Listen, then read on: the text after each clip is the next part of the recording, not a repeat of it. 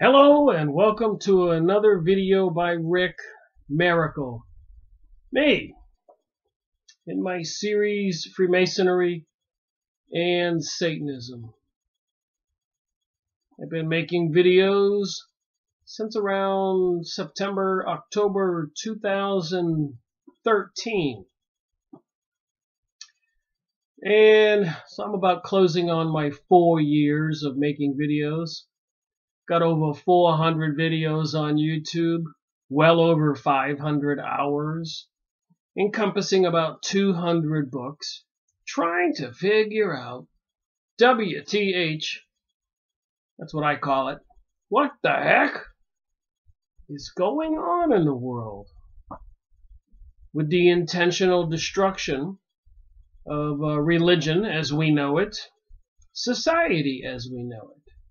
Things are changing. They call it a paradigm shift. Entering a new age, the age of Aquarius.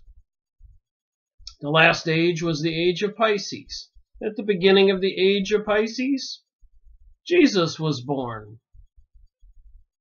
A few hundred years later, the Roman Empire embraced the Jesus cult and made it their own, mixed it with the pagan cults.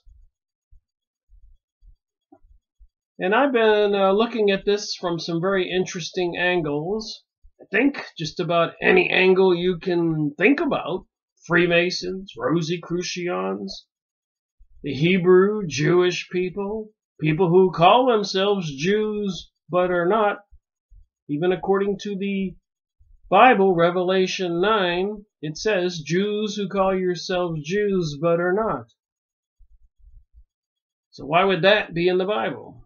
Then we find out later, in my investigation, I find out that they're not Hebrews after all. They're from the north, by the Ukraine, Russia, Germany, Poland, north of the Middle East.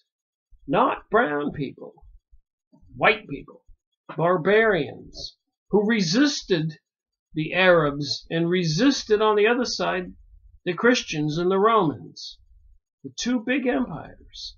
And of course further to the south would be China and India, the Hindus and Buddhists, and off towards the east in Russia would be the Mongolians, and they were a ruthless barbarian people. Genghis Khan raided the whole area earlier and slaughtered people ruthlessly. So are these Khazarians, now calling themselves Jews, the people behind the creation of Israel, Zionism, communism, the Illuminati, apparently controlling, like some hidden hand, a lot of the activities and the creation of secret society organizations all over the world, bringing us some kind of new philosophy on reality. And I've been making some interesting videos lately, as if they're all not interesting. I think series number 60 was Barbara Marciniak, Bringers of the Dawn, and Earth, the Palladian Keys to the Living Library. Go watch my videos, series number 60. I don't quite remember how many parts I have to it. But Barbara Marciniak is sort of a channeler. You can go and watch her. And she'll go into a trance. And she'll leave her body, so she says. And some other entity is speaking for her when she goes into a trance. And she says, hello and welcome. And I see the Palladians are here, the Pixies are here, the angels are here. She's talking to an audience, and she says she sees all these invisible beings. And the reason I mention her, because on the back of one of her books, one of the people who gives her a recommendation is Barbara Han Chow, author of The Heart of Christos, Star Seeding from the Palladian. Star Seeding from the Pleiades. Barbara Han Chow. And it's her book I'm going to go over. The Eye of the Centaur.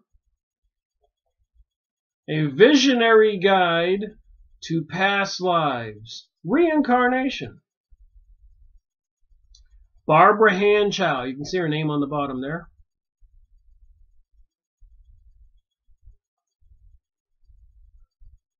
On the back of this book it says Barbara Chow's account of her extensive past life regressions is mesmerizing and insightful. From past lives lived as great initiates and seers to humble everyday people. She reveals that no matter how spectacular or quietly ordinary a life may seem, it's always filled with great lessons. And that would be Michael Talbot, author of Mysticism, and the New Physics.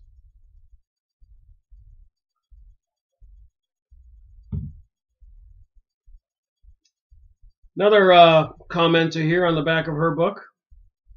I was taken up in the flow and mutations and shifting context by the virtuoso sweep of its unbridled imagination, encompassing widely variegated periods and cultures. So how did Barbara Han Chow get into regression, having a hypnotist, a professional, somebody who takes people and hypnotizes them and steps them back into their previous lives and writes it all down and has a recorder, and then after the event, a couple hours, the client who has been hypnotized, mesmerized, and questioned about her previous lives is shown the information so she can listen to herself. And apparently it kind of shakes people up. And sometimes they kind of wake up and remember their past lives. So apparently, according to this philosophy and teaching, we all have been reincarnated, and likely several or many times. Kind of boggles the mind. You know, who was I in a previous life? And what the heck inspired me to spend 13 years trying to figure out WTH, what the heck's going on, when I clearly saw that things weren't right. I was a business consultant. I spent 10 years in electronic engineering technology at a major aerospace company. I graduated from an electronic technical school. And I saw things. And I'm one of those people, and I'm sure there's others out there, that notices things, that just doesn't accept or join the crowd. I've always been the rebel, and I've always spoken up. Even my memos at the aerospace company, when I would write reports to the higher level management, you know, they would say, I can't believe you said that, but it was true. You weren't supposed to question things. And I suspect it's that way in the school systems, in the banking system, in the military, in politics. You have to listen to the higher-ups. And, of course, the puppet masters control the Republican Party and control the Democratic Party. And somebody probably controls the puppet masters. And is it just physical human beings that are at the top of the pyramid with the all-seeing eye? Everybody's seen the back of a $1 bill. Or is it some kind of unseen hand, some beings from another reality? Aliens, people from the past, the future. Who's behind the scenes bringing us a lot of this chaos and anarchy in the world? And what's it got to do with the Eye of the Centaur, a visionary guide into past lives, and being hypnotized or regressed so you can be instructed while you're under the control of the hypnotist Go back to when you were in Atlantis, and apparently your higher conscience, not your current conscience, the one that's, for me, is speaking on this video, but apparently your subconscious is a higher level controlling conscience. And under hypnotism, you shut down this physical conscience, which is a lower frequency. So you tell the person to go to sleep, and boom, they go to sleep. So the physical daily conscience is taken out of the loop, and what's left is the higher conscience, which appears to be, for simplicity, the boss. And it knows more, and it knows about the past lives. So then you can question the higher self, the subconscious. But you're supposed to record it or write notes so you can show it to the client to try to help them. Maybe they have personal problems, anger issues, depression, drugs, alcohol, whatever. A lot of people go see therapists to get this stuff done. So anyways, you're accessing, apparently, information from another reality. So I was reading this, and it was quite fascinating. And just to combine that with some other stuff I've been reading recently, very important material. It may seem like it's all different, but I don't think it is. This other reality is multifaceted, and just because you can communicate even with your higher self, so you think, are you really sure it's your higher self spirit that the hypnotist is accessing when he hypnotizes the client, the person? But From the Ashes of Angels, series number 157, the forbidden legacy of a fallen race. So apparently, from the God world, some angels, fallen angels, in the Bible it says they found the women fair and had sex with them, mated with them, and had offspring. Elohim made sex with the humans and created some kind of beings at Nephilim. And then, of course, there's the story about the Anunnaki and those beings from planet Nibiru who were here to mine for gold. Then they wanted to create humans and messed with different creatures on Earth to create we humans or something like it. But some of the Anunnaki aliens found these human-created people, women, attractive, and they had sex with them. A similar story to the biblical story, the Nibiru Anunnaki story. And they had some kind of hybrid creatures that were giants, maybe. Just saying, there's something mysterious going on behind the scenes. And I try as much as I can to dig into this material and find out what the heck is going on. And of course, I just did this book review, Blood Prince of the Gods. It has a lot of similarities in this book. It's about the Anunnaki mating with humans, creating beings. And maybe some of those beings were the Hebrews we are dealing with today and have caused trouble throughout the world for 2,000 years.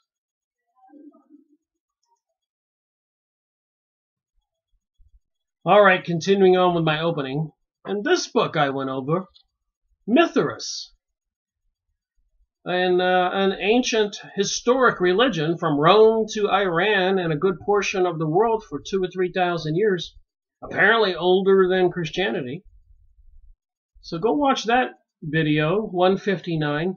I'm going to revisit all these books again and make part 2s or whatever. And then again, dealing with the invisible reality and some kind of beings, voices from the cosmos, gray aliens, orbs, reptilians, oranges, angels, and more. So the 2-hour video I already made, series 160, is just a small snippet from this book, of this information from this other realm. The religion of the Hopis, the rituals that they do. Apparently, according to the material I made on a recent video, 161, and one chapter I went over, historically they would sacrifice a young virgin child from the clan every 4 years, usually from the chief of the Indians clan. So rarely did he have any daughters that lived very long.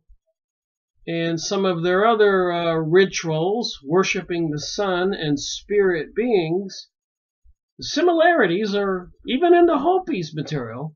And I suspect all these other things I've gone over, the Kabbalah, Jewish mysticism, the religion even of the Freemasons, the secret societies, the Rosicrucians, the Hermetic material, the Zohar, the Talmud.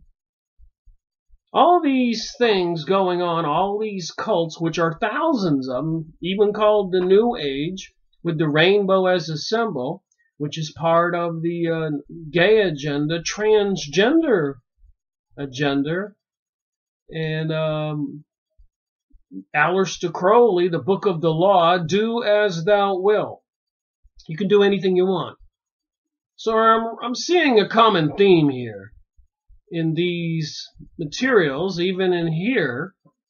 I was reading in The Eye of the Centaur about past life regressions and other books that apparently we're all here on this planet to experience things. And some people are exclaiming, there's no such thing as sin. Even on Aliens Among Us, I recently did series 163. The similarities are everywhere. Go watch these videos I made recently, and you may think they're all about something different. And Blindsided, Planet X in 2003, climate changes. So what are they talking about? Earth changes, and it talks about global warming, global cooling, ice ages, pole shifting.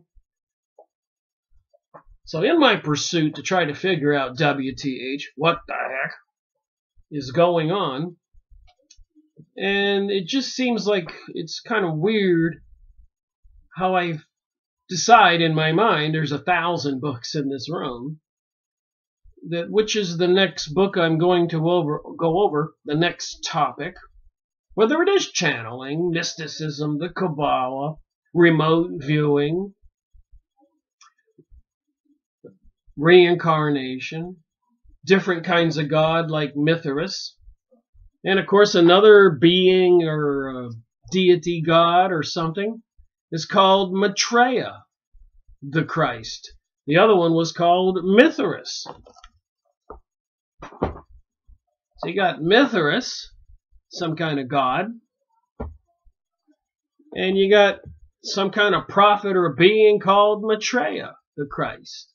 While they're trying to destroy Christianity and apparently the Muslims, Islamic religion, and they're doing that through the Hegelian dialectic, causing one thing to happen so you can do something else. And what they did is they brought us with the inside job, secret societies. They accomplished 9/11 so they could destroy all those countries in the Middle East. And ironically, that's where this ancient historical mysticism religion originated. Some of it, of course, were the pyramids and the Sphinx and the ancient monuments in China and India and that whole area, Lebanon and Romania. I've gone over those materials in other book reviews by Peter Moon. So it's quite a full spectrum here of this other reality. Carlos Castellanda, a separate reality. Going down to Mexico, seeing a Mexican Shama taking peyote, seeing this other world. Material from Peru, where they take these ayahuasca drugs and then they can see another reality. So all over the world, this stuff has been documented. And so when he takes these drugs, This is what he saw. Notice the serpents, the beings, the reptilians. What is this invisible reality all about? So when they are hypnotizing somebody,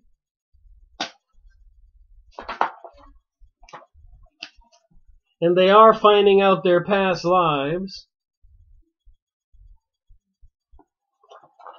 what's it have to do with things like what you see in this picture, which a Shama from Peru drew, because some professor from the north brought him some paper and coloring pencils, because he was a really good artist, and when he did take the drugs, he was a Shama, and go into the other side. That's how they would get cures for people who were ill or solve problems for the tribes. That's what the ancients did. And the American Indians took some kind of drug. The Hopis were taking peyote. The Mexicans, those shamas, used peyote and other kinds of cactus plants and mushroom plants, and of course opium and heroin they used over in Vietnam and India and China and the Orient. So there's nothing new about this. And I realize that's quite an eclectic opening with all these different topics. And believe me, it's going to take more than one video to try to make something of the material I've been reading for the past couple days. But before I get started, I thought I would just read a paragraph from Barbara Han Chow, the author of this book herself. After I read the introduction, which is numerous pages, which is what I'm going to go over in this video, kind of an introduction to how you access the information of a past life, why you would do it, who you would do it, how they do it. But I was looking after I read the introduction, I started looking at the preface, which was by Barbara Han Chow herself, and I noticed this one paragraph that I highlighted with red.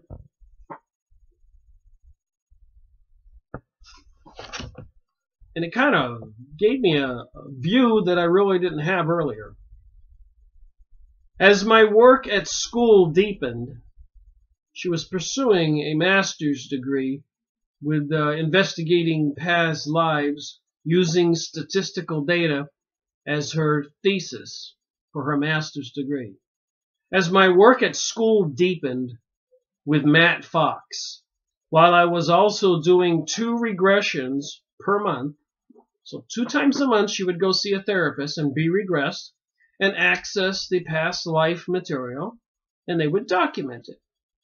So I suppose after a few months or a year, you'd have a lot of information from maybe many different past lives if the hypnotist knew what he was doing, hypnotizing the person, accessing the higher self and telling it to go back to this particular time, 1,000 years, 2,000 years, 4,000 years, 10,000 years. Might be an interesting story. And that's what Barbara Han Chow says on this one paragraph. I began to see that the material I was accessing was of universal interest. So I suppose, like Edgar Casey, and I've made many videos on his books you can go watch. Series 111, I believe. And he was accessing the Akashic Records according to the channeled material. In the raw material, you can find that on the internet. It's free. But apparently one entity somebody or somebodies was communicating with was called Ra. And he was asked the question, this entity that they were channeling, medium, psychic communication, accessing another dimension, this Ra entity said that Edgar Casey wasn't communicating with somebody or somebodies. He was accessing the Akashic Records. Some kind of hollow records in this other dimension, the spirit world where we all come from.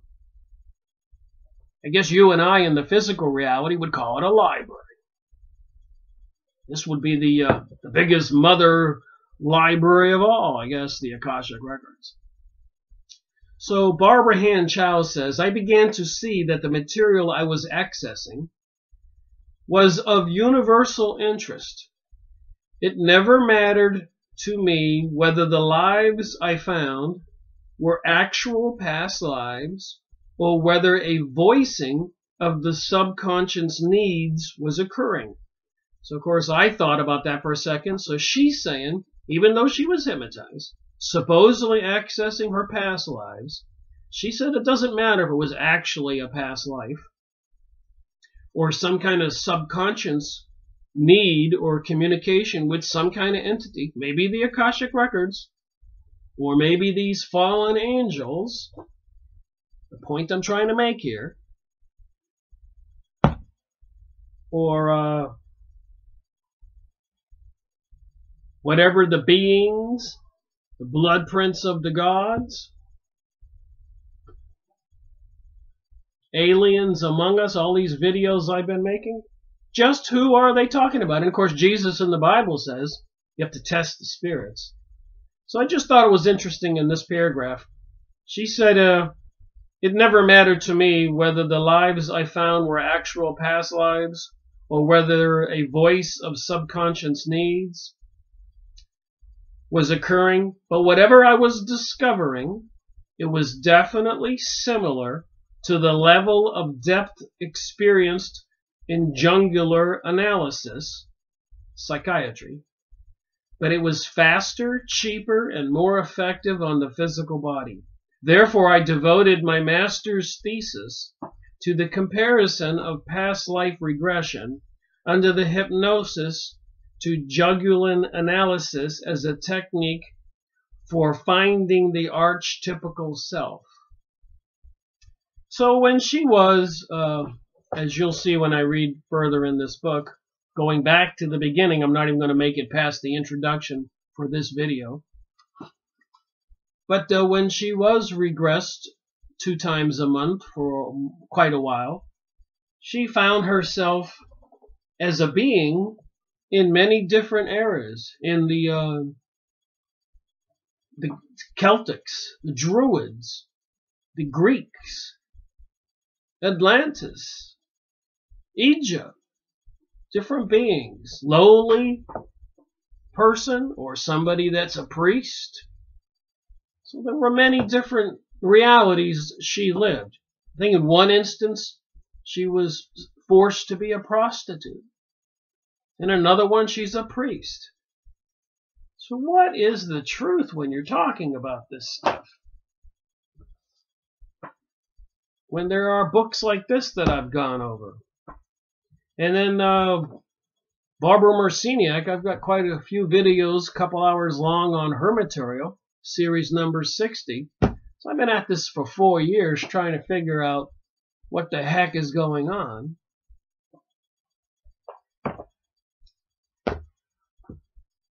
And I've collected all these books. And I've gone over material recently, and I'm going to make more videos on this book.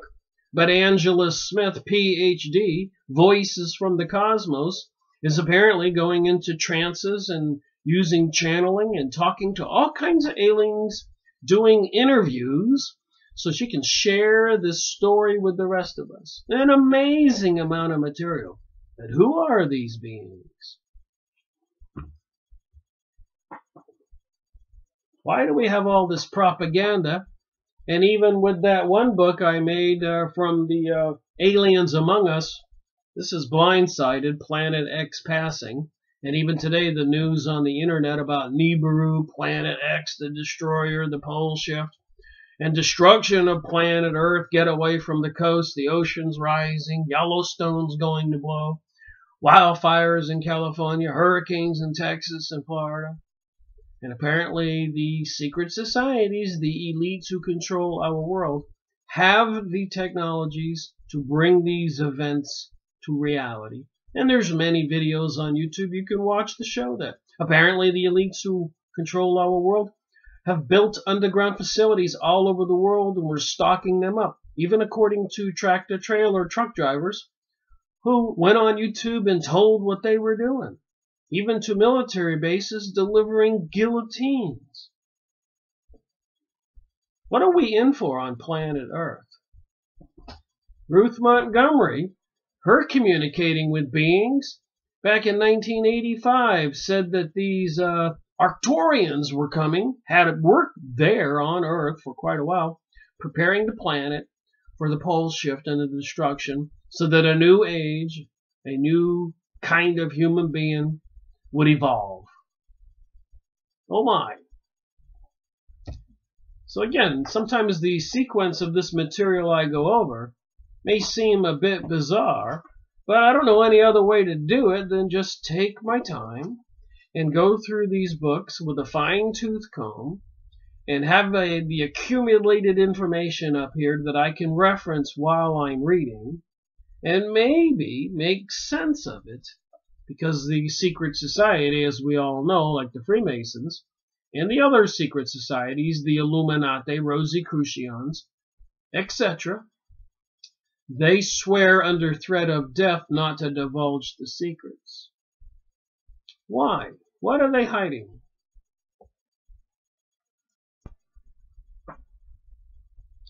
I didn't want to try to waste a lot of time, but I really felt that opening was important, so we can see the different aspects of the invisible reality, another realm, another dimension, and the beings involved.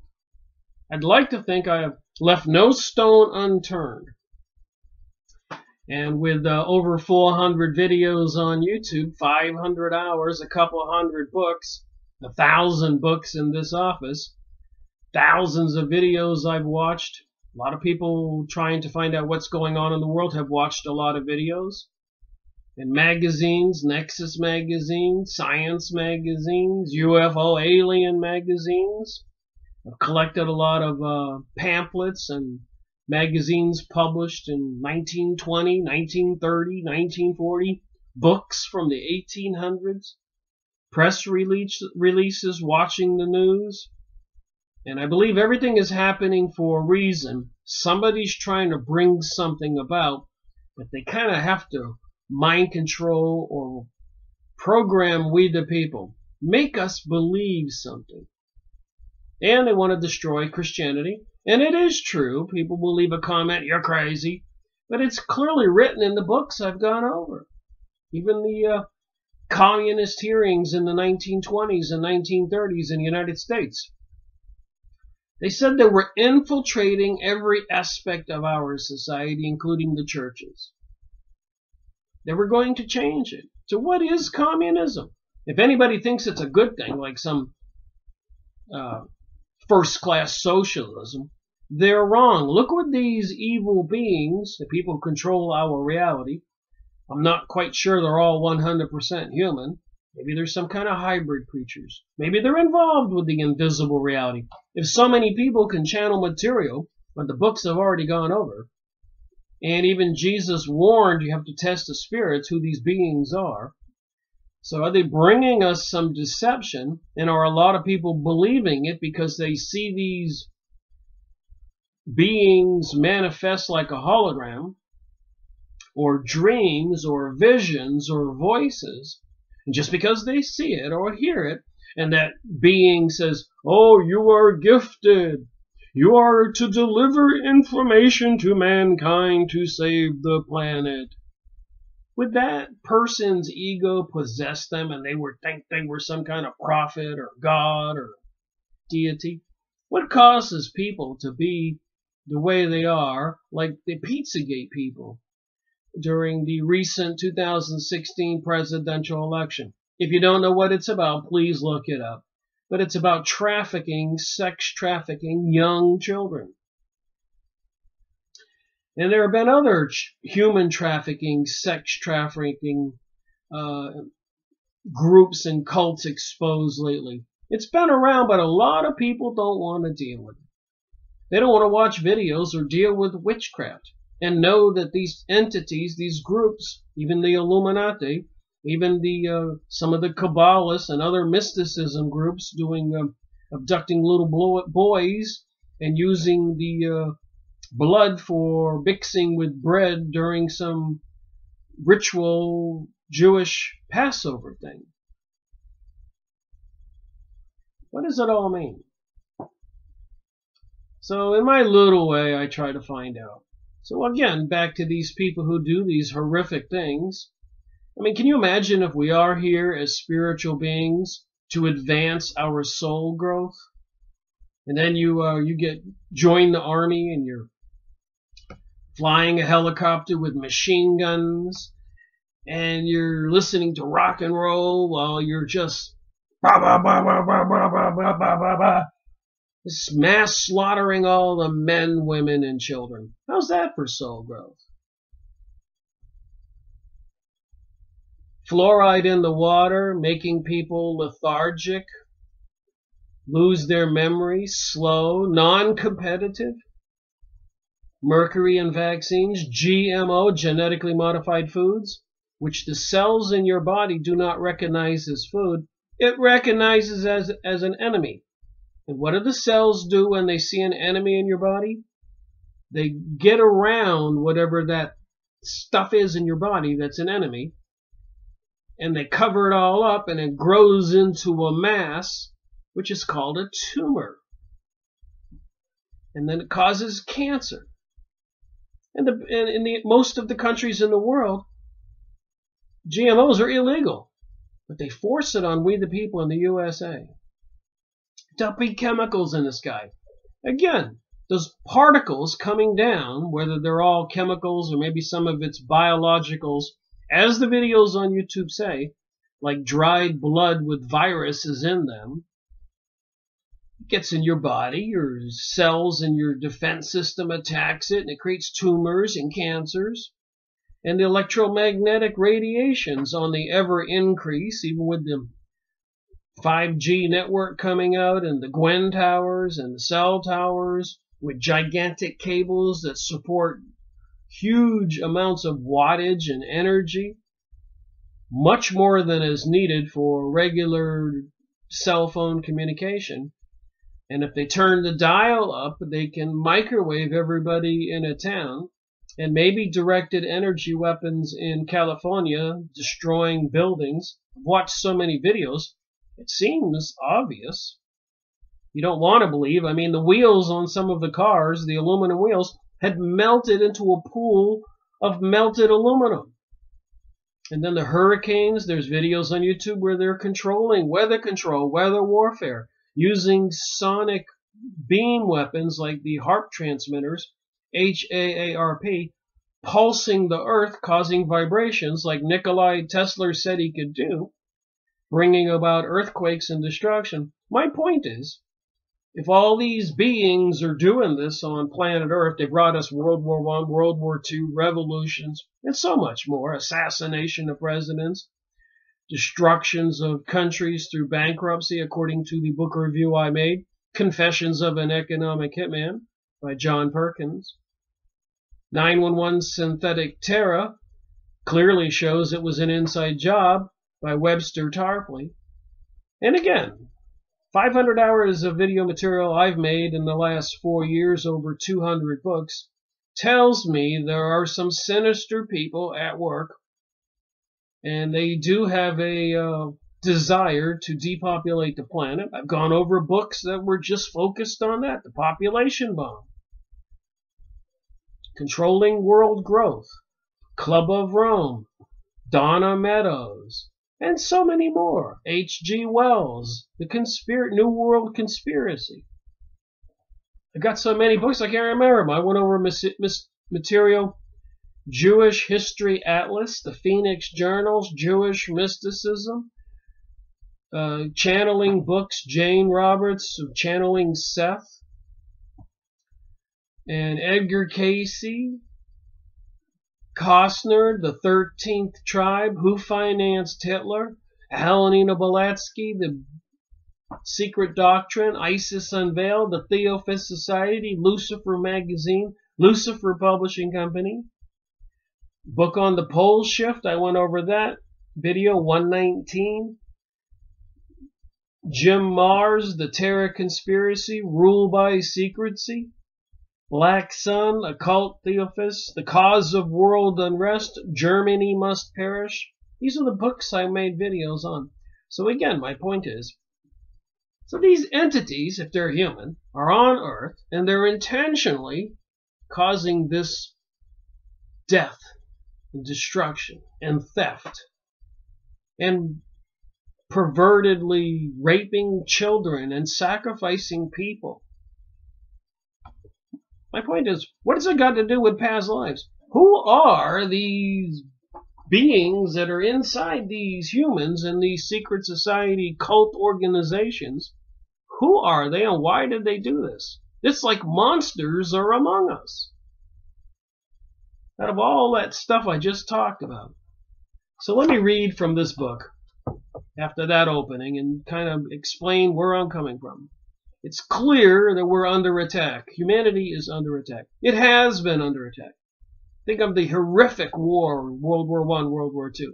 The Germans on one side in these ditches, and Americans or Brits or French or whatever on this side, and they're just launching rockets and firing guns and just slaughtering each other. And today we get along great with the Germans. Why were we slaughtering them? Will we be slaughtering them again tomorrow? Maybe we'll be slaughtering the Russians. Maybe the Russians will be slaughtering us. The Chinese. The Israelis used espionage spies to obtain nuclear weapons. And they're pointing a finger at Iran. And they seem like they want to nuke Iran. President Donald Trump sends Tillerson over to Iraq and Saudi Arabia to help them get organized to go on the offensive against Iran. So will we kill all the Iranians next month? And then a year from now they'll be our friends? Or will the Iranians kill all the other people? Somebody's controlling this whole situation. And we people, I guess, act like mind control zombies, and if you're a Democrat, you've got to hate the Republicans. And if you're a Republican, you gotta hate the Democrats. They're doing it really well. The Hegelian dialectic, the divide and conquer war tactic. The third party instigates two other parties. Maybe they kill somebody over here and they blame it on the people over there. And the third party watches those two go to war, while the third party, historically part of the activities of Jewish people, supplying money and arms, the Illuminati, the Rothschilds, supplying money to the Germans and to the Americans. I went over the book review, Who Financed Hitler, so that we can kill each other. And the winner is the third party, who are into some mysticism, Kabbalistic, satanic, demonic cult, worshipping some kind of beings. And there's all kinds of statues and pictures. Then they want to put the archway of Baal, the devil, in New York and London. Later on, I find out they want to put 1,000 of them up all over the world from UNESCO of the United Nations. This is one big monster at work in the world right now. So with that said, get on with looking at the book, Rick. What I tell myself. About the Mind Chronicles trilogy. The Eye of the Centaur, a visionary guide into past lives. So when I thought about all those things I just talked about, all those books I reviewed and made videos on, and it continues to suggest that the occult and magic and the secret societies are in communication with beings on the other side. And they're bent on deceiving and destroying and obtaining their resources and living opulent, decadent, perverted lives at our expense. So when I read this stuff, I just ask myself, who are these entities? Who are these fallen angels? Series number 157. And I need to read more from this book and make more videos. Who are they? Who are we? Who are you? What were you? What do you believe? You think you would like to join on the offensive of the people who are vying for world domination and slaughter and enslave and be decadent and pervertedly have sex with all the children and raping the women and men? A lot of people would say no to that. But apparently a lot of people will say yes to that.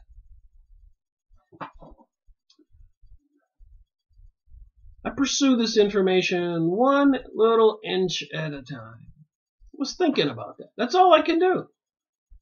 Just read one page at a time. And try to understand it. Maybe that's part of soul growth. Maybe that's another way of being initiated and becoming enlightened. And advancing off this planet is by waking up and speaking up and taking action instead of being a passive zombie. Maybe. Think of all the people who are famous throughout history. They didn't sit around and do nothing. George Washington. As horrible it is. Adolf Hitler. Caesar of Rome. The Pharaoh of Egypt. Solomon, the king for the Jewish people thousands of years ago. Genghis Khan, Alexander the Great. This series is based on the Hermetic principle. There you go. I about fell over when that's the first sentence in the book. The Hermetic materials like the Theophist Society or the Kabbalah material. Anyways, the symbol is as above, so below. And if you go look on the tarot cards or book pictures of the devil or Baal on Yahoo image site or any other place on the internet or books, the devil is doing as above, and his other hand is pointing down, so below. It's part of this religion. And if you see the George Washington Monument, the statue of George Washington in Washington, D.C., he's doing the same thing, as above, so below. And there's a serpent on the side of his chair, and his big framed picture is on inside a lot of the Freemasonic halls. So you can see as I continue to read this stuff, I get a little clue every now and then. The goal of the series is to experience and chronicle the story of humankind since the primeval fireball, as found in the depths of one human mind, my own. The Hermetic assumption is that all places, time, and beings we have ever known exist now in the memory bank.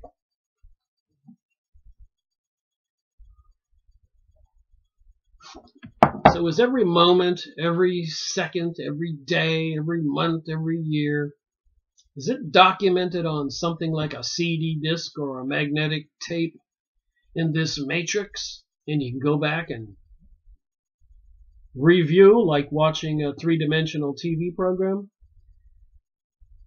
I wonder. I mean, I'm reading this. The Hermetic assumption is that all places, time, and beings we have ever known exist now in the memory bank. If the key can be found to unlock this primordial memory bank, then light can shine into the records of time. There have been many times in our history when it seemed that the end of the world was upon us. They've been talking about that, fear-mongering on YouTube videos and even regular mainstream newspapers and books and government actions and hearings and legislation passed, actions taken, digging underground facilities. But these people have been threatening the end of the world quite often lately. It's got to mess with our minds. You think? These potential end times often come at the end of an astrological age or millennium. So we are leaving, or we have left, the age of Pisces, and we're entering the age of Aquarius, and it is a switcheroo from a millennium going into the year 2000. We're at 2017 now. Perhaps this 20th century period is unusually threatening because the end of the age and the end of the millennium are around the same time. So the end of the age of Pisces, entering the age of Aquarius, is similar with entering the year 2000. In times past, we have thought the disaster was caused by moral depravity, war, and catastrophe. What is essential to understand is that all those fears were a failure of the imagination. Matter is never destroyed. It just changes form. In times past, we knew little about the planet as a whole, but our inner resources were ritually developed. Now we know much about the whole planet and almost nothing about our inner minds, which are creating inexplicable agents of destruction on the earth. And I am aware all those fearmonger Nibiru Planet X YouTube channels have all popped up in the last few years with seriously advanced video production techniques that not everybody can do. I made a lot of videos and I can't get the graphics. I can't afford that software, nor go to school and do it all. So I suspect not only has somebody been hired to do it and is being provided with a script to create the fear-mongering on earth, like with all the bombings and shootings and all this other crazy stuff. Our minds, our reality is under attack, physically and non-physically, physically and mentally, psychologically. Even with drugs and alcohol and propaganda, deception, mind control, electronics, electromagnetic radiations. Who knows what they can do? Maybe even going back in time and changing things with the Mandela effect. What is at work? What sinister force behind the scene is controlling our reality right now? And again, you go over this material, take your time, ponder it, and likely you'll see it. You'll see what I've been saying, and a lot of other people have been saying.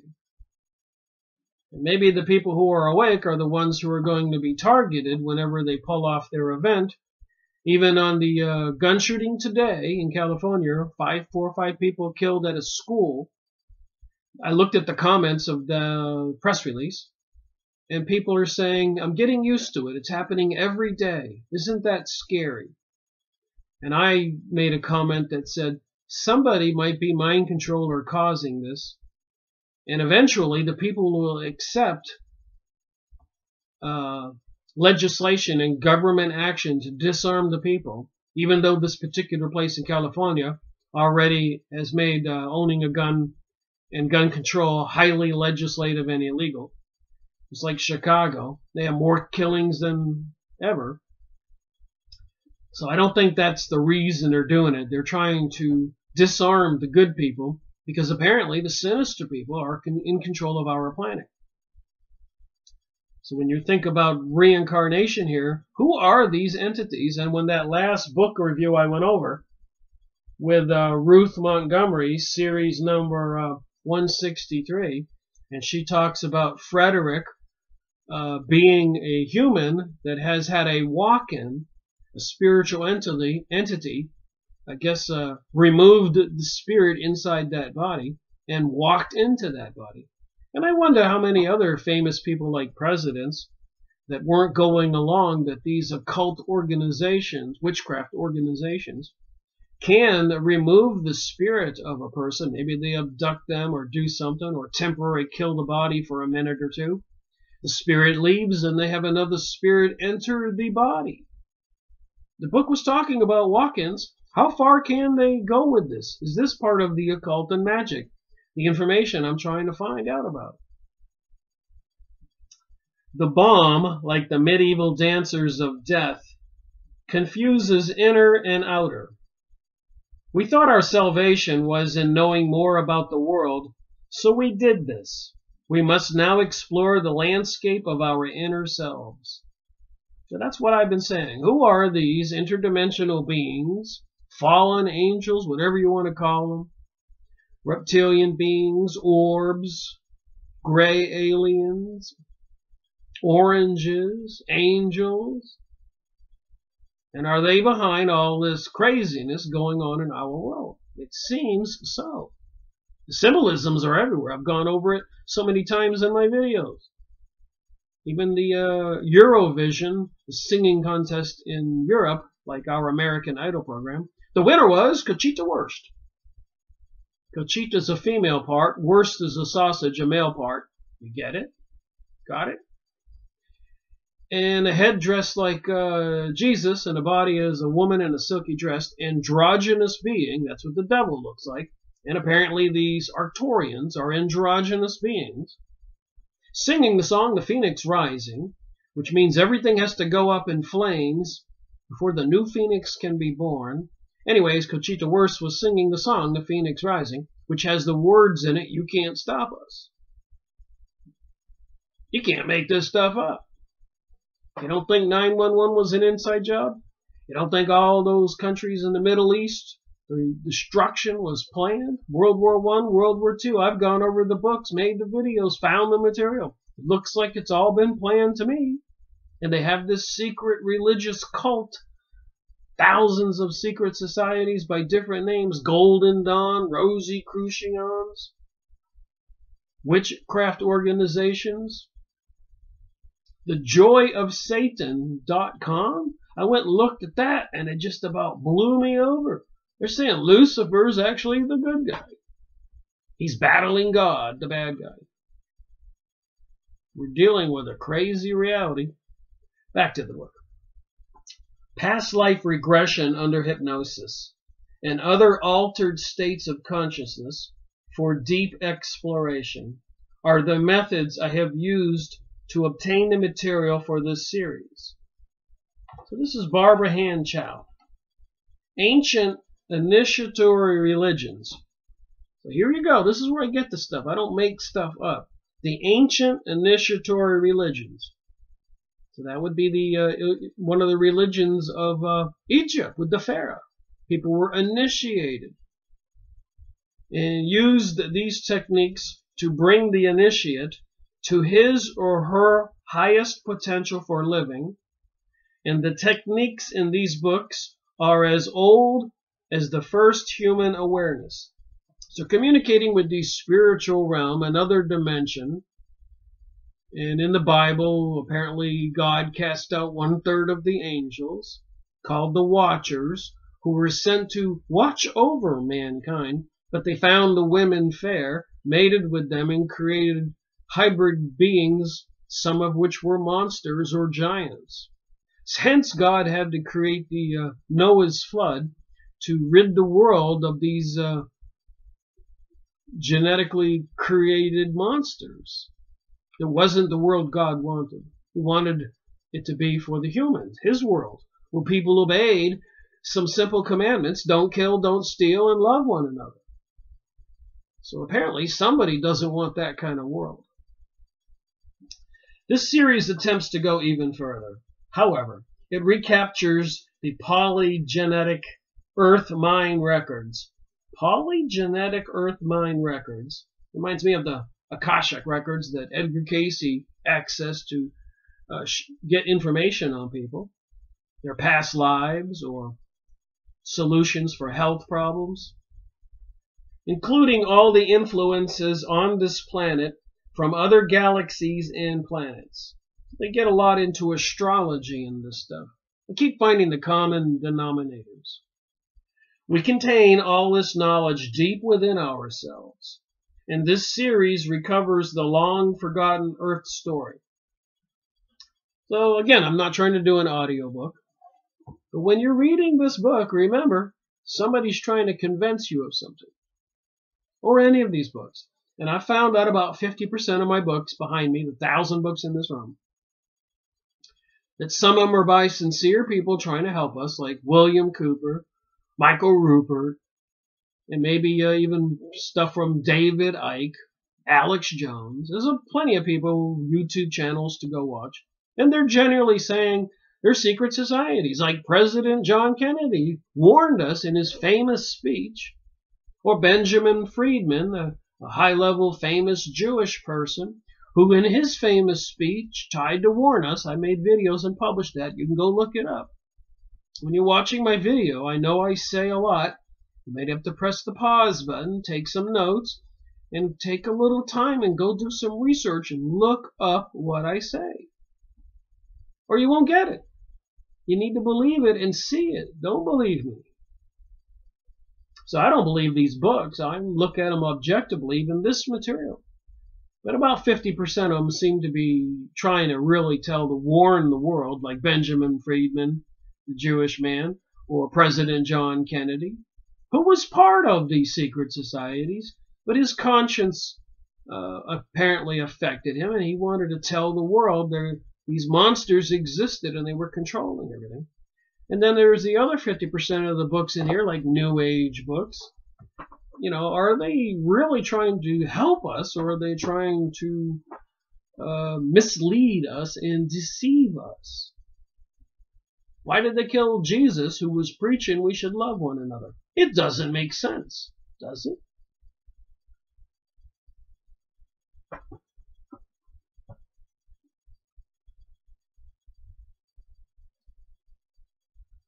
It recaptures the polygenetic Earth mind records, including all the influences on this planet from other galaxies and planets. We contain all this knowledge deep within ourselves, and this series recovers the long-forgotten Earth story. We are now proceeding from the age of Pisces into the age of Aquarius. So why do they have astrology? Why do they have 12 constellations and different symbols? Actually, there's 13 constellations. They've excluded Orpheus, which is the serpent. Why did they hide that from us? Now it's come out, and there is a serpent constellation. There's 13. Isn't there 13 full moons in a year? Why did they give us 12 months? Jesus and the 12 apostles equals 13. Witches' covens, 13 is the number of witches in a coven. They don't have 14 witches or 12, part of this magic thing. And I suspect this is in a lot of organizations. It's 12 and 13. There's something occult, secret going on. Symbols, stars inside of circles, barn stars on the front of doors and buildings all across the country when I drive around. Obelisk in the city squares everywhere, which is a phallic symbol representing Osiris, who was killed by his brother Timaeus, who cut him into 17 parts. One part was his phallic unit, his sausage. And when Isis, his wife, recovered the parts, she recovered 16, but couldn't find the phallic unit. So we have an obelisk in every city square, which is part of this Isis-Osiris religion. And their son was Horus, which is the all-seeing eye on the dollar bill. How clear does it have to be that something is mysterious behind the scenes, and they don't treat we humans very kindly?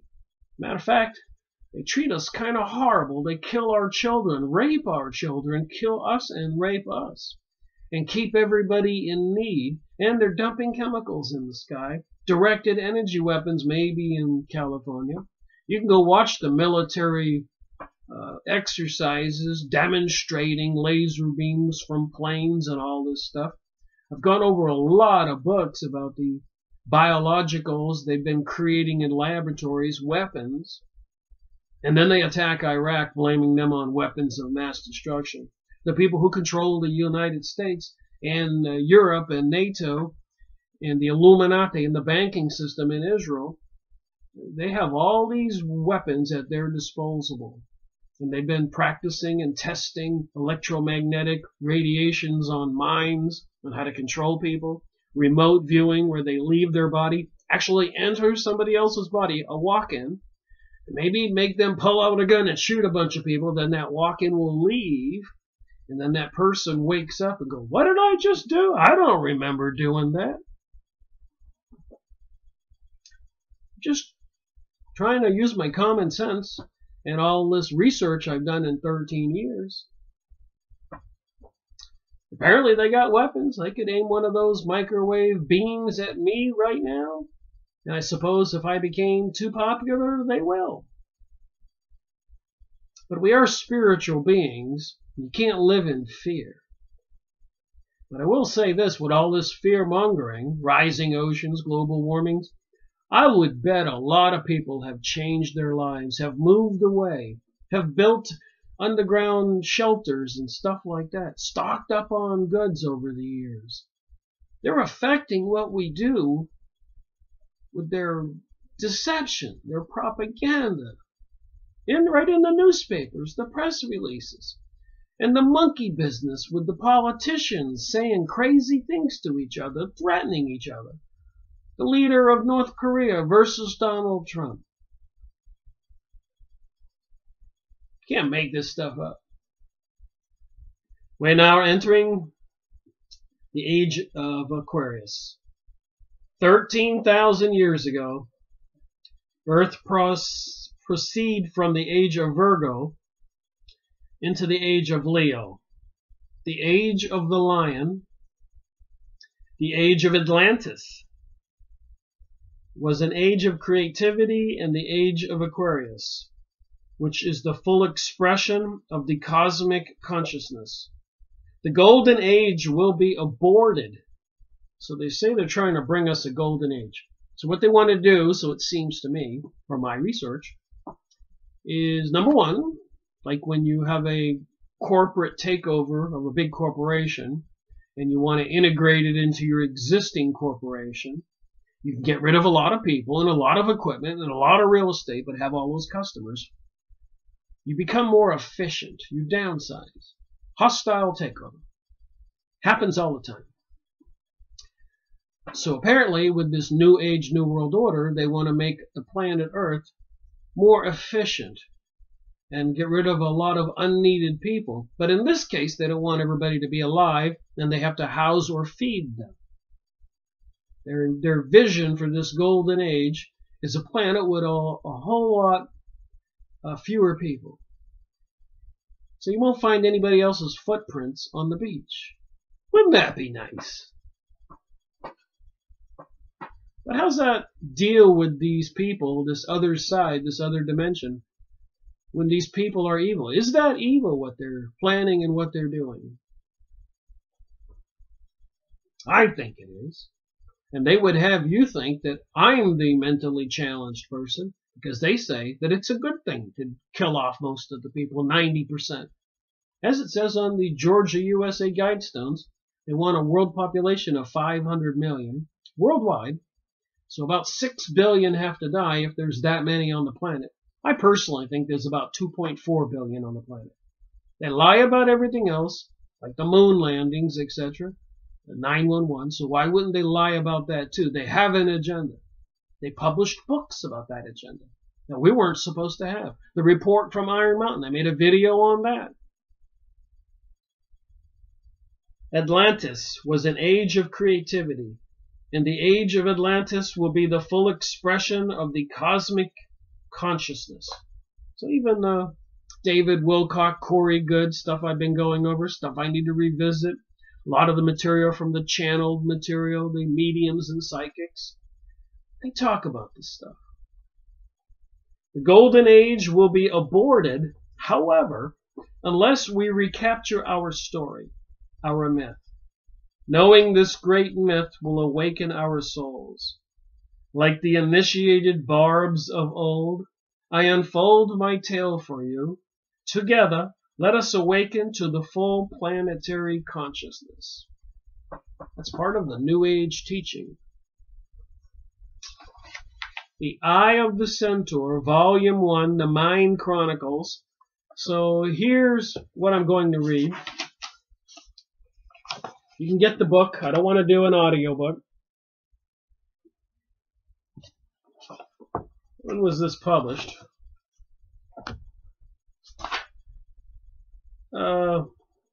Couldn't quite get this clear, but it says Barbara Han Chow, 1943, and then it says here copyright 1986. So maybe 43 was her birthday when she was born. And I see one sentence in the acknowledgement I want to say. I would like to thank Kirk Leland for his readings of the Akashic records of my incarnations. So I guess you can go see a psychic if you want to and get somebody to do readings for you about your past lives, if you believe that. What will some people do for money? Will they be fakes? The context says there's an introduction by Gregory Paxson. He was the hypnotist therapist who Barbara Hanchow went to. Apparently when she was young, she had depression and even attempted suicide because she kept hearing voices in her head and having visions and memories like she was somebody else. So finally she went to get help. She was married, had a couple of kids, and had a very good life. In her career, she was an astrologer. Coincidence? Chapter 1, the Court Jester and the Victorian Lady and the Roman. So these are some of the stories about her past life regression. When she went into this hypnotic state, the therapist, the hypnotist, would ask her a lot of questions about this particular time when he regressed her back. And so you have chapter 1, the Court Jester, the Victorian Lady and the Roman.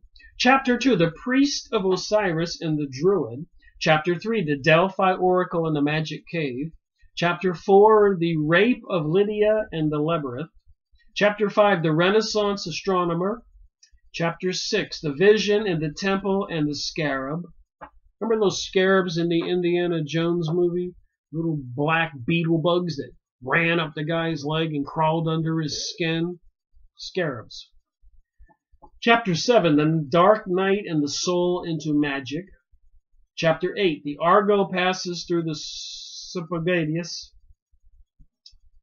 Chapter 9, Enochian, Druid, and Tracian divination. So divination, stuff, and I've been studying how to use a pendulum or L-rods to find water and other things, the quality of water and foods.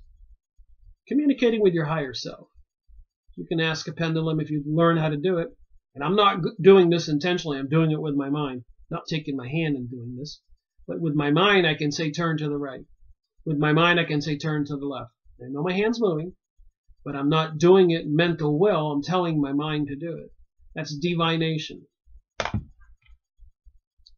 You can watch videos on that. But they've been using divination throughout history. That's how they found water when they were crossing the plains in the United States. They wouldn't have survived if they didn't know how to divine for water. And they do that for gold and tin and copper and other things. Even oil, I've got books on that. Chapter 10, Existence as Form. Chapter 11, The Virtues of the Soul. And chapter 12, the visions of the Christ. So here she spends quite a long time, maybe a year or two, seeing these therapists, hypnotists a couple times a month, being regressed and telling the story of those regressions when she goes back and she's in a hypnotic state, answering questions to the therapist. Where are you now? What are you wearing? Do you have any family? What is your job? So those are the titles. Here's a picture that's in this book.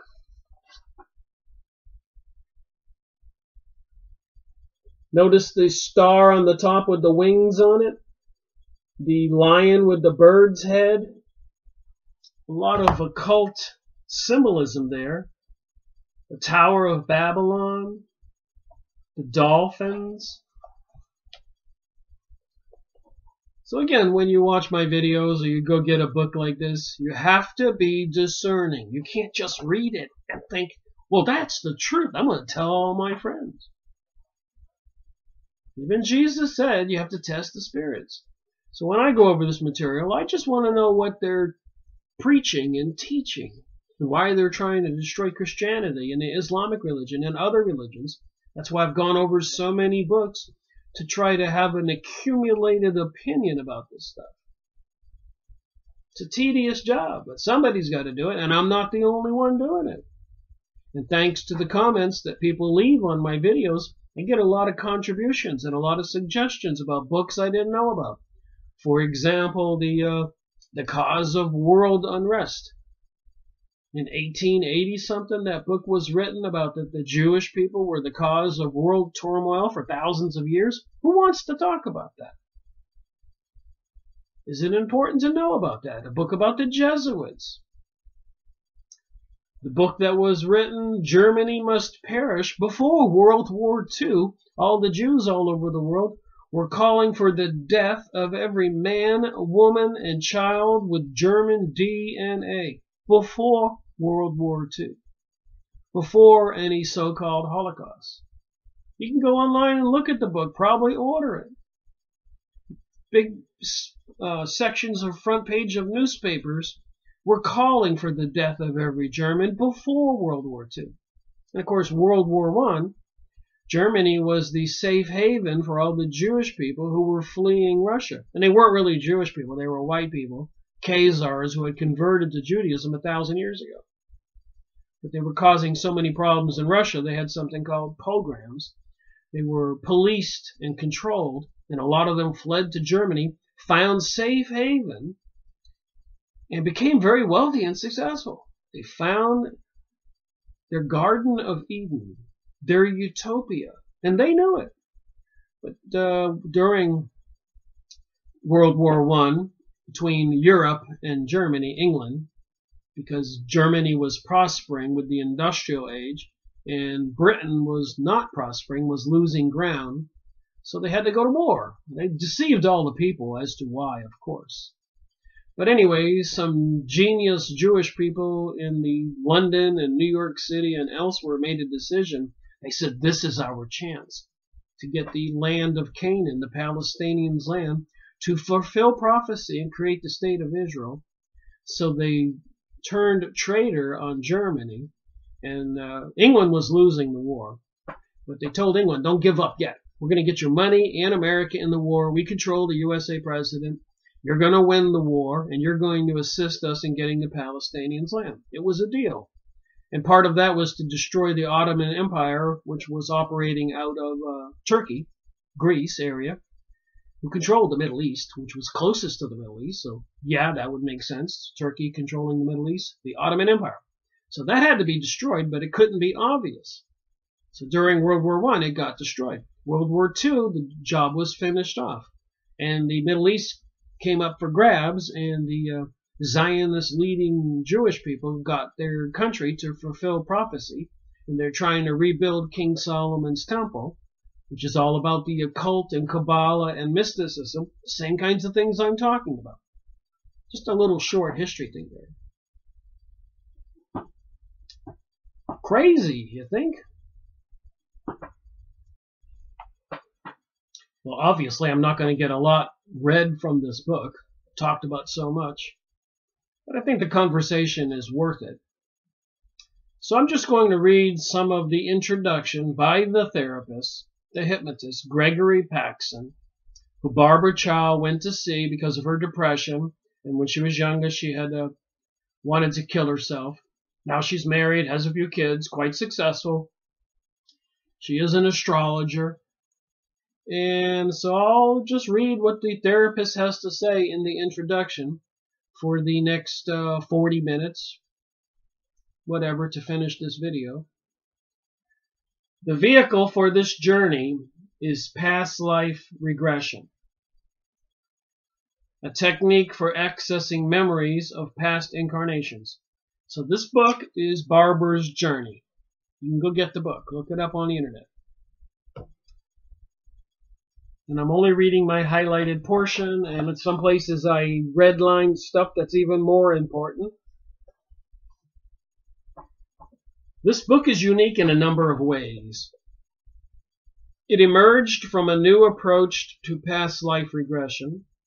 We're using past life memories as a direct vehicle for transformation, for taking major memories as a direct vehicle for transformation. So a lot of people have problems in their life, and they want to change things. They want to transform. For taking major evolutionary steps. Here Barbara has shared verbatim the most powerful of these past life experiences. Her story shows how a series of past life regressions, guided to seek out the highest in self,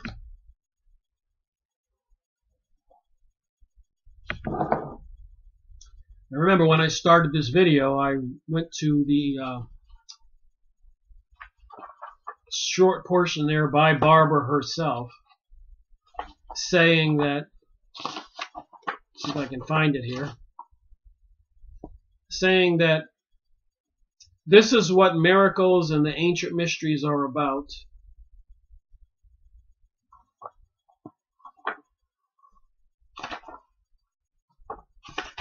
She said, as my work at school deepened with Matt Fox, while I was also doing 2 regressions per month, I began to see the material I was accessing was of universal interest. It never mattered to me whether the lives I found were actual past lives of herself, or whether a voicing of subconscious needs was occurring. So she's saying, she may not believe these are actually her memories, but she's accessing something, and it's of universal importance, is what she's saying. I thought that was important. So this therapist is regressing her, and he's getting this information from something called the higher self, when he puts the lower self, like me talking right here, into a hypnotic state, like you see at hypnotists with people on stage, and then you tell them to act like a monkey or a chicken. Even David Icke had one example where the person was hypnotized, and behind the back of another person, he held a gold watch. And he said to the hypnotized person, who couldn't see the watch because this other person was in between the two of them, he said, "What's in my hand?" And the guy looked down like he was looking right through that other person. He said, "It's a gold watch." So apparently in a hypnotic state, you can see right through something. What is this hypnotism business? What kind of matrix do we live in? What should we know? Is somebody testing our faith? Is somebody deceiving us? Just saying. I don't know how much we can actually trust, but I think we can trust the things that the powers that be are trying to control or destroy are probably something we should pay attention to. So if they're trying to destroy the credibility and the knowledge of Jesus, and they don't want you to pray, like Rabbi Marvin Antelman said, and to eliminate the opaque and so much other material from the Freemasons that call everybody else profane, or the Jewish Kabbalist elitist who call us people, not all Jewish people, goy or goyim, which means cattle. Just saying, we need to wake up to what reality really is, and if they don't want us to pray, maybe we should be praying. They don't want us to talk to Jesus, maybe we should be talking to Jesus. They want to destroy the Islamic religion, those people better not let them do that. And according to Aleister Crowley, they want to even destroy Buddhism and the Hindu religion. Series number 23, go watch my video. I read straight from the book. Aleister Crowley had a reputation, known as the evilest man alive. I know, I go off. But I think it's important. It's a conversation. I'm using this book as a guide to my conversation. This book is unique in a number of ways. It emerged from a new approach to past life regressions. We were using past life memories as a direct vehicle for transformation, for taking major evolutionary steps. Here Barbara has shared verbatim the most powerful of those past life experiences. Her story shows how a series of past life regressions, guided to seek out the highest in self, brings forth the miraculous, a balanced, powerful, efficient technique for quantum growth that is at one with the integrity of the person. Did you understand the words coming out of my mouth? That was a bit confusing. Maybe I'll repeat them. Brings forth the miraculous, a balanced, powerful, efficient technique for quantum growth that is at one with the integrity of the person.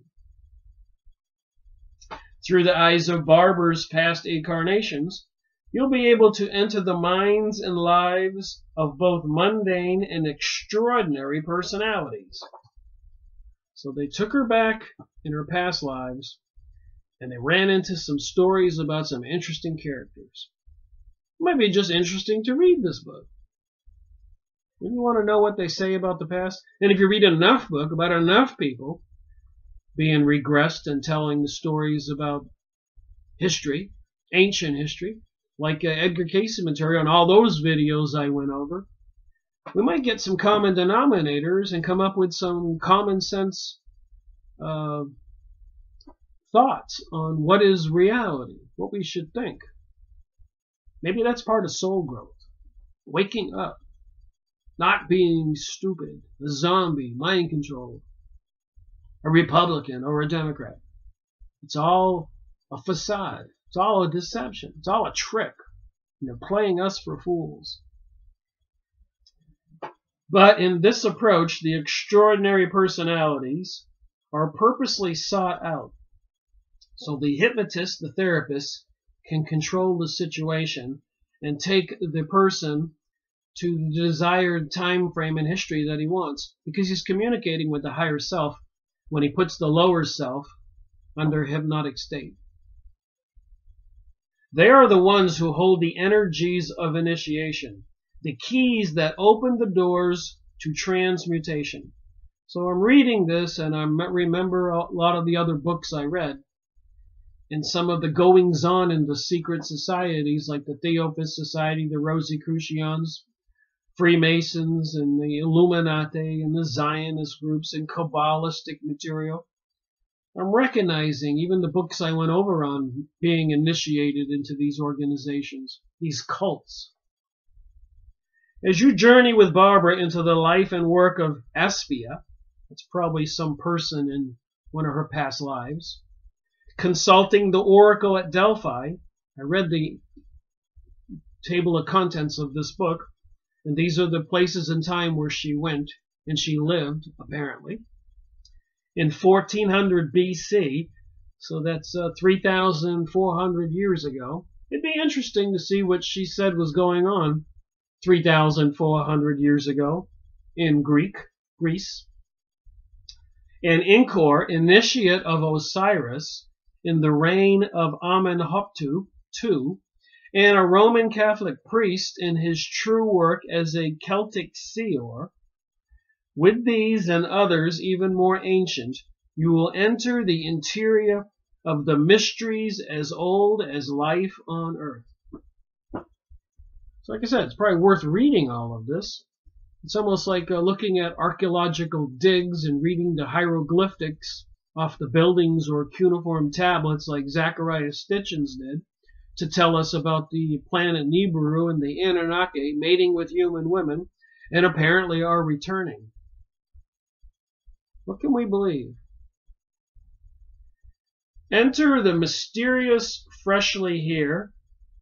Enter the mysteries freshly here, recounted through the voices of those who live them, in the context of their own time, in times when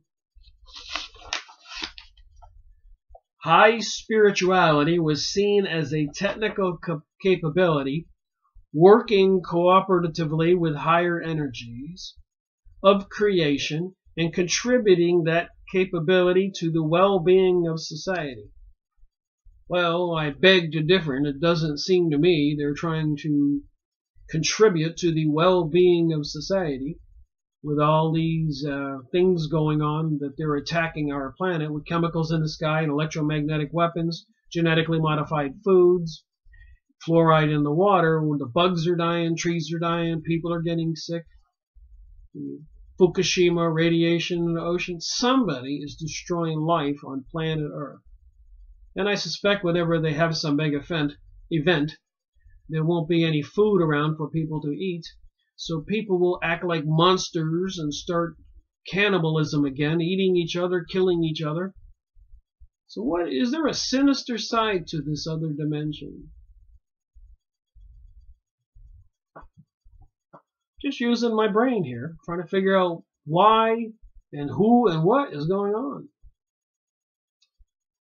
We can see there's destruction taking place, threats of World War III, an EMP pulse, all kinds of fake propaganda, aliens, UFOs, 911, giving us presidential choices in the United States, Hillary Clinton or Donald Trump. How crazy was that? If that doesn't challenge us mentally, I don't know what does. I mean, it was just a ridiculous choice to vote for. There's nobody better out there. But I suspect it's part of a plan. In these ancient lives, you'll find a model of spirituality different from our own. One having little to do with safety from sin. See what I'm saying? This world, this model of spirituality, different from our own. Page 2 here. One having little to do with safety from sin or inner peace, but everything to do with practical service at a literally spiritual level. Practical service at a literally spiritual level. I've seen a lot of movies, and the movies about Egypt with the Pharaoh, and even Stargate and other movies, and Star Wars. And apparently there's some entities bent on world and universe domination. Like maybe that's what they think is spiritually different from our own. Here we see, spanning thousands of years, a model of spirituality, an integral relation to society, having objective rather than subjective value in daily life. As you and I now step onto the threshold or precipice of the change of the age, entering the age of Aquarius, this mystical model of spirituality as an objective technical capability is essential.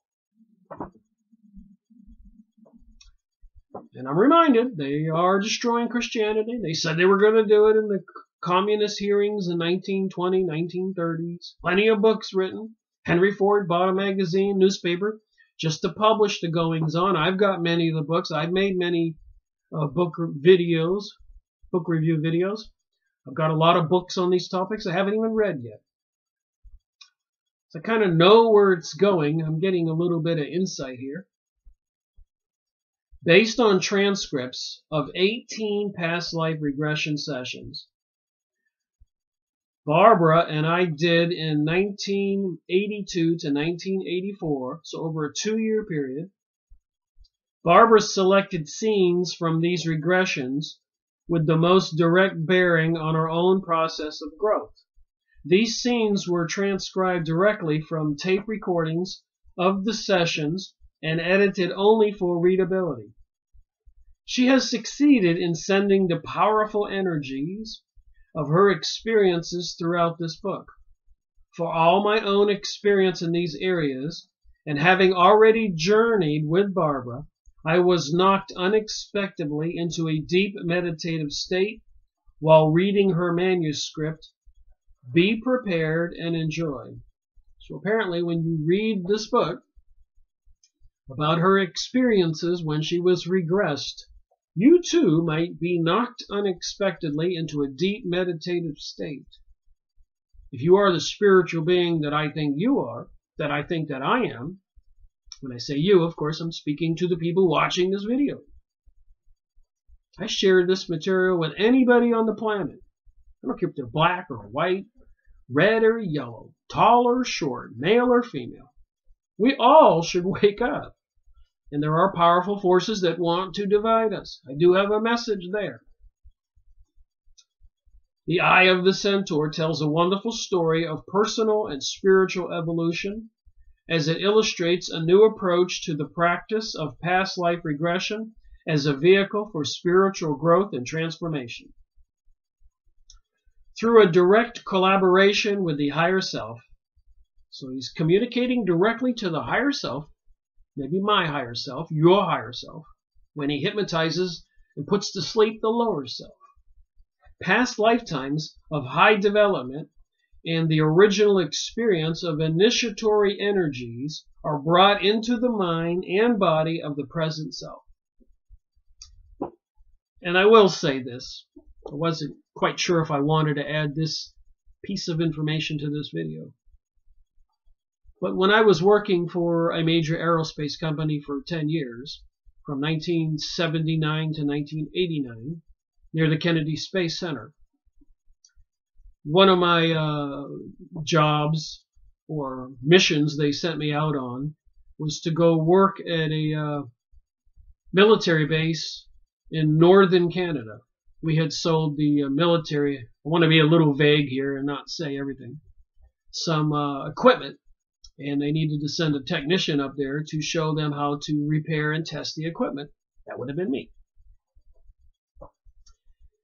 Anyways, when I flew into Edmonton, which is a nice, like a New York City type city, it was built on the oil money. It's north of Calgary.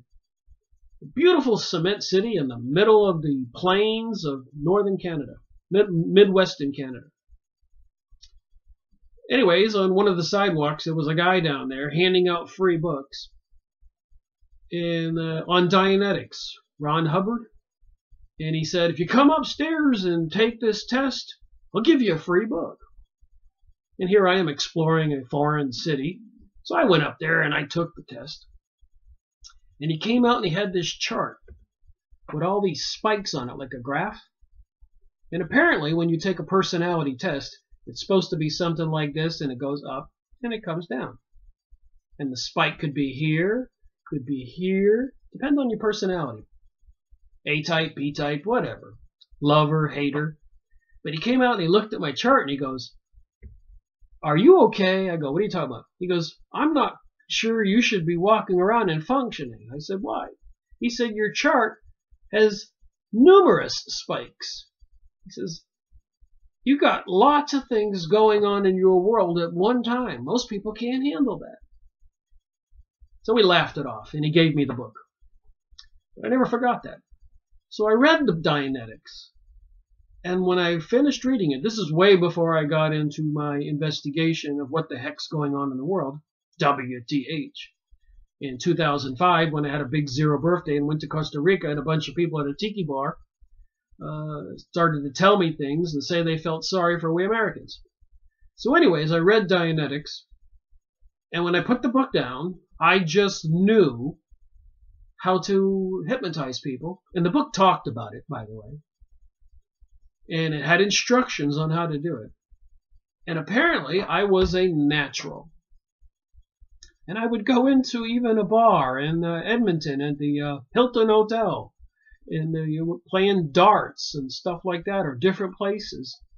And I'm an outgoing person, as you can see. And I would meet people, have a beer, and I would say, hey, I can regress you and tell you things about yourself you don't know. And I had purchased a little handheld tape recorder. And so people were taking me up on it. It's when I was much younger. So I would set it there on the table, and I would count to 3 or 5 backwards, telling them to relax. And then once I could see their eyes flutter, I would say, I want you to go back to when you were 10 years old and your birthday. And this person might be 20, 30 years old. And they would go back, and the tape recorder's on now. And I would go, what's your name? And the female might say, Titi. And when I met her at the bar with her friends, her name was Tina or Teresa. But remember, she's 10. She goes, Titi. And it's on recorder.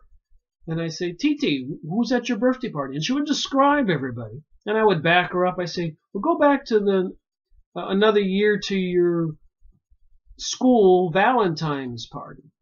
And she goes back, and what's your name? Titi. And what did you get? Bobby got me a little card. And they would speak in that voice like a child.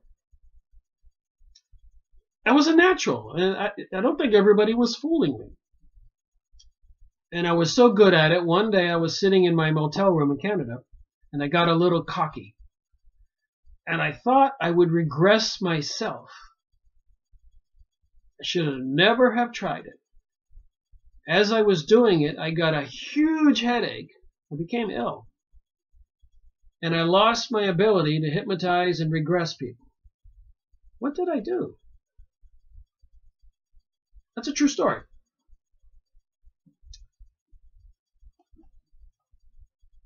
The Eye of the Centaur tells a wonderful story of personal and spiritual evolution, as it illustrates a new approach to the practice of past life regression as a vehicle for spiritual growth and transformation. Through a direct collaboration with the higher self, past lifetimes of high development and the original experience of initiatory energies are brought into the mind and body of the present self. So remember, I've been going over books by channelers, mediums. They used to call it from 1840 to 1940. They called them mediums back then, or psychics. Now they call them channelers. A lot of famous ones on YouTube or have their own websites, and you can watch the videos of these channelers speaking. I highly recommend it. But again, don't be buying the message as truth. Get a good handle on the evil forces out there bent on world domination, and listen to the material. Take notes. Get your mind and your perspective correct.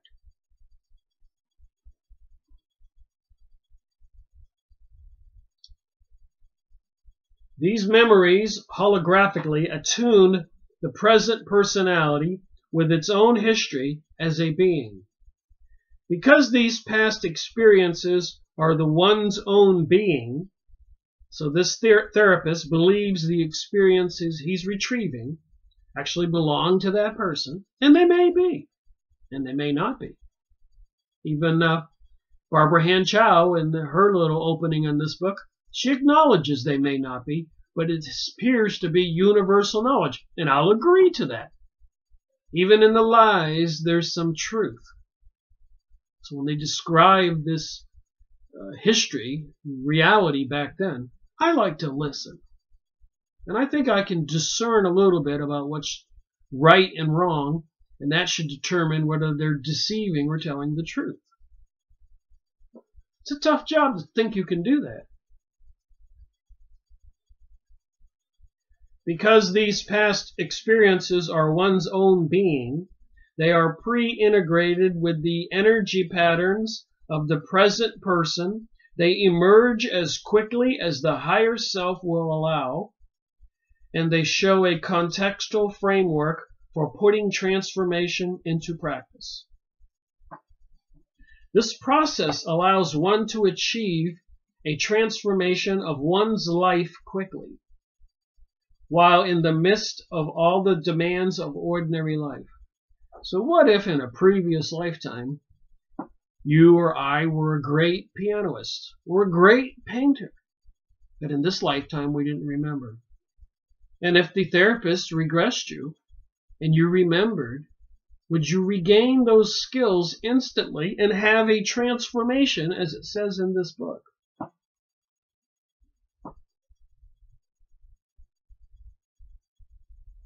The process allows one to achieve a transformation of one's life quickly,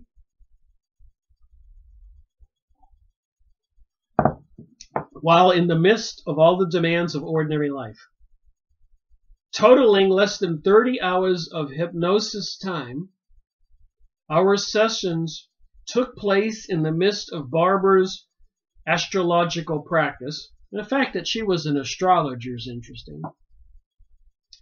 Her care for her family and her completion of an unusually demanding master's program. I'd be curious if Barbara Chow, C-L-O-W, what her DNA is. Was she Jewish? Because a lot of those people were into occult activities, as per the Encyclopedia Judaica, the Kabbalah and astrology. That's why I asked that.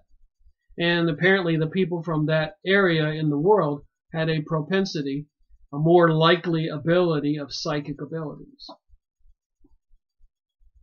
As for many of the books I've gone over. So I would just be curious of why she chose to be an astrologer as a career.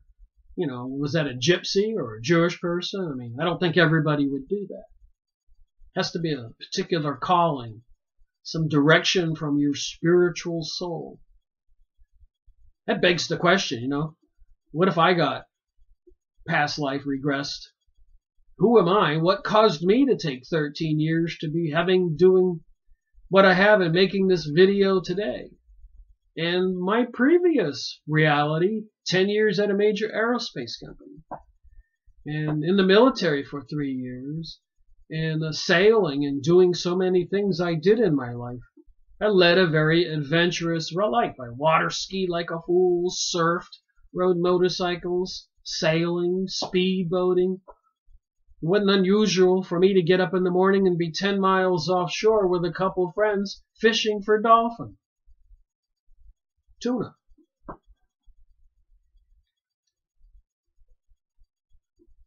All right. I make note of the circumstances because of the reach and depth of our work and its results. Would by other means probably involved either disengagement from ordinary life in a retreat or the lengthy process of some form of spiritual development. And that's what they do in these cults, these secret societies, where they recruit initiates to some kind of spiritual development like the Rosicrucians or witchcraft organizations or the Illuminati or many more, promising them some secrets and mysteries to be revealed. In reading The Eye of the Centaur, you are looking directly into the way past life regression can connect past and present into a whole greater than its parts. I guess for anybody to become aware of reality and some things in ancient history, like when you read the Edgar Cayce books and other books, it is fascinating, and some of that material you want to believe. Edgar Cayce clearly acknowledges that Jesus was real, and so much more. All right. As meanwhile, you enter into the inner experience of those skilled in the ancient mystery practices of cultures going back to the Celtic, ancient Greek, Egypt, and back into the involutational times of Atlantis.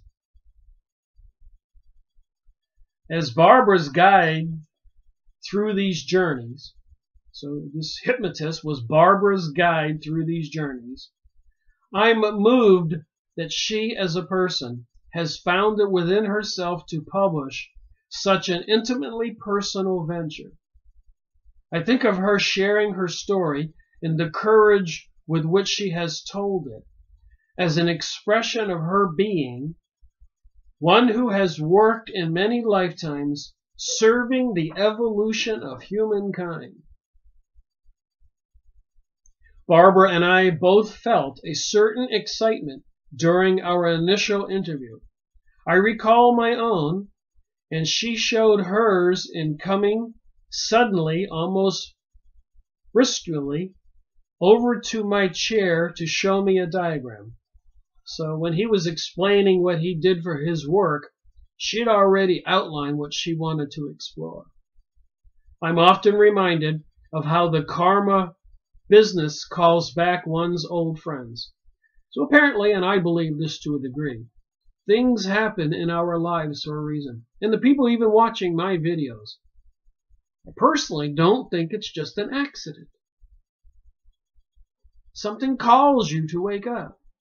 And here I'm telling you not to believe everything, to be looking at it a little bit sideways and a little bit sideways and go, wait a minute, why are they saying this? Why are they saying everything is so nice while they're murdering so many people? It's a little contradictory. It isn't somebody else killing people, it's the elites who control the planet. The publishers of these books. It's commonly known that back then or even now, the publishers are generally Jewish people, even Hollywood. They call it an empire of their own. And it's not all Jewish people. Benjamin Friedman, President John Kennedy, famous speeches. Go listen to them if you don't want to believe me. Or go watch some of my previous videos, over 500 hours, maybe 600 hours. And maybe if you relax and get a cup of coffee, cup of tea, sit back, glass of wine, and listen to enough videos, you'll get a couple aha moments and have an epiphany. And go, I think, this is what I think. I can see where they're deceiving us. I can see what they're doing. And maybe if enough of us wake up, we can prevent this new paradigm shift where they depopulate the planet. Because I think God is infinite and can do so much and certainly solve the problems on planet Earth today. I don't think there's 6 billion people. I don't think planet Nibiru is coming. I think that they're planning a big event. Want to even have one called Project Bluebeam. Go look it up. Look at Project Paperclip. Montauk Project. Go look, watch my videos. This is 164. Over 200 books. 600 hours maybe? I was doing the math the other day saying it's more than 5 because a lot of my videos are 2 hours. I've got 400 posted. So half of those are 2 hours, which certainly they are. That's 400 hours right there, so there's still 200 more videos. That equals 600 hours. I'm often reminded of how the karma business calls back one old friends. Joy and responsibility rise as one, as a great dome of light floating high above our minds. In our work together, Barbara and I have come great distances. She is and is not the woman I first met in 1982. And perhaps I should say she is a very different manifestation of that woman. She has worked through many goals, exploring, releasing, expanding, and moving deeper into the energies and the nature of her being. My life is deepened with what she has shared with me. And again, I have to admit, when I started this venture of mine back in 2005, trying to find out what's going on after those people in Costa Rica and Jaco Beach at the Tiki Bar told me there were things going on in the world and they felt sorry for we Americans. Of course I thought they were crazy. I'm an American. I grew up in Maine. I've been to New York. Was living in Florida. Went to school. Worked 10 years at a major aerospace company. What do you mean we don't know what's going on? But I listened to them and I went home and started doing research and I found out that they were correct. We Americans need to become more culturally intelligent and aware of reality and why they're doing things that they do. They control the media and everybody knows this. Nobody can deny it or lie about it unless you just want to be a zombie and be in denial. They control the media, the newspapers, the TV programming. They're bringing us Modern Family, Gotham, the show last night, Lucifer. And I watch some of these programs because I want to pay attention to the message they're sending to us. The cartoons, I watched those with the kids. I was shocked. They were promoting the bisexual story that little Mary could go out with Susie this weekend and to go out with Bobby next weekend. And there were 7 or 6-year-old children sitting on the floor in the living room, a group of them watching this with me standing in the background at my sister's house. Well, there's a lot more here for me to read. I've only touched the tip of the iceberg. I'm on page 3 of this book, and a couple pages further on I looked at. Again, I encourage people to go get the book. I will be reading this book again and making another video eventually. You don't have to wait for me, but when you read it, is it a book trying to program us, deceive us, make us believe something for some nefarious reason? Are there a lot of nefarious entities in the world trying to bring us a new age, a new world order, gun control, Las Vegas shooting, hiding that there were more than one shooter, 911? Why don't they ever come clean on any of this stuff? Or is this a book that's genuinely sharing truthful information, benevolent, and we should listen to? I don't want to answer that question for anybody. Somebody else can read it. And if they can use their God-given brain and common sense, you can catch clues that tell you, wait a minute, who are they talking to on this tranced state to the higher self? And this message they're delivering, why are they delivering that message to the human race for people to go out and buy the book? Thank you for watching my video. Rick Miracle reporting.